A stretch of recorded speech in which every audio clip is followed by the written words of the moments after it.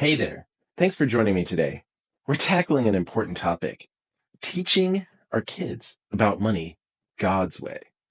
Managing money is a lifelong skill. I just turned 40 and I'm still working at it every single day. And as a parent or as a mentor, we have a unique opportunity to equip the next generation with wisdom rooted in biblical principles. So let's dive in on how we can guide our children to be faithful stewards, generous givers, and responsible managers of what God has entrusted to them. So first, let's talk about why this is so important. Money isn't just about dollars and cents. It reflects values and priorities. If we don't teach our kids about money, culture will. And it often emphasizes materialism and instant gratification. Proverbs 22:6 reminds us, start children off in the way they should go, and even when they are old, they will not turn from it. This verse highlights the importance of early training. Teaching kids about money equips them to handle resources wisely and avoid financial pitfalls. By giving them a God centered perspective, we're setting them up for success in every area of life. Now, I'll explore what the Bible says about stewardship. Psalm 24:1 reminds us the earth is the Lord's and everything in it. This means that everything we have, money, time, talents, ultimately belongs to God. Teaching kids this truth helps them to see themselves as stewards, not owners of the resources. Jesus also emphasized stewardship in the parable of the talents, Matthew 25:21, praising the faithful servant who multiplied what he was entrusted with.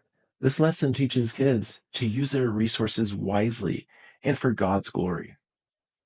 Finally, Malachi 3:10 highlights the importance of giving back to God, bringing the whole tithe into the storehouse, that there may be food in my house. Even children can practice tithing, learning to honor God with the first part of what they receive. Teaching kids about money doesn't look the same at every age. Here's how we can approach it at different stages. Let's look at young children. Start with simple concepts like saving, giving, and spending. Use a 3-jar system. One jar would be for giving, one jar is for saving, and one jar is for spending. If they get $1, encourage them to put 10 cents in the giving jar, 10 cents in the saving jar, and the rest in the spending jar.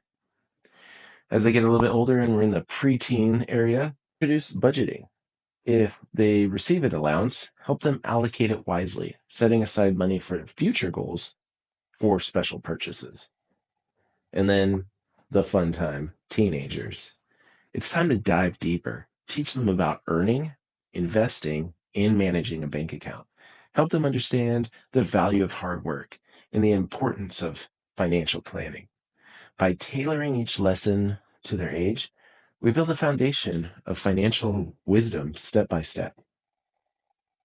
One of the most important lessons we can teach our kids is the value of generosity. When they learn to give, they mirror God's heart and experience the joy of blessing others. Here's how we can encourage generosity and responsibility. It starts with us. We should model generosity for them. Let our kids see that we're giving at church, we're giving to charities, we're helping people in need. Kids learn best by example. Next, we create opportunities for their giving. Encourage them to use their own money to support causes that they care about, whether it's a local food bank or a ministry. Then responsibility through chores. Assign chores and provide allowances. This teaches them the value of hard work, helps them connect effort with income. By combining generosity with responsibility, we prepare our kids to handle money wisely and with a heart for others. So let's step back a little bit and look at the big picture. Teaching kids about money just isn't about finances. It's about shaping their character and faith. Proverbs 13:22 says, "A good person leaves an inheritance for their children's children." It isn't just about leaving financial inheritance, but a legacy of wisdom and values. Imagine the impact of raising your children who are generous, responsible, and grounded in biblical principles.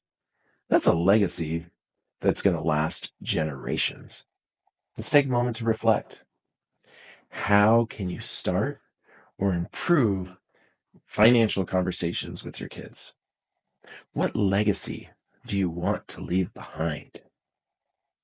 Teaching kids about money God's way is one of the greatest gifts you can give them. It equips them with the wisdom. It shapes their faith, sets them on a path of stewardship and generosity. My challenge to you is to start today. Use these strategies to guide your kids, no matter what their age is. Pray for wisdom, model the generosity, and trust that God's going to bless your efforts. Thank you for spending this time with me.